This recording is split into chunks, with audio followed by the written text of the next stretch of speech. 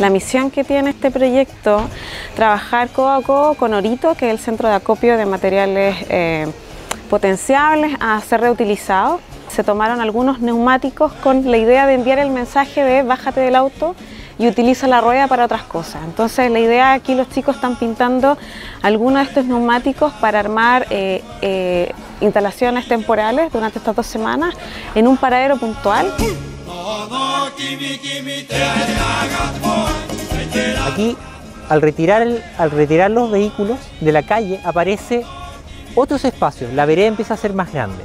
Por eso el patrón de piso lo que busca es dar cuenta al peatón y al habitante de la ciudad cómo en realidad podemos recuperar ese gran espacio que antes estaba perdido.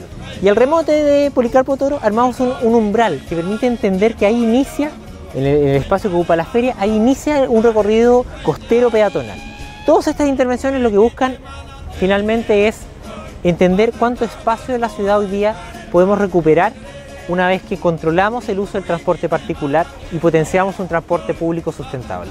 Me parece súper bien porque acá en la isla de Pascua uno viene a vivir una experiencia y dejar de lado el auto o el vehículo en el que uno se transporte te hace sentir y apreciar más lentamente y conectarte con la isla.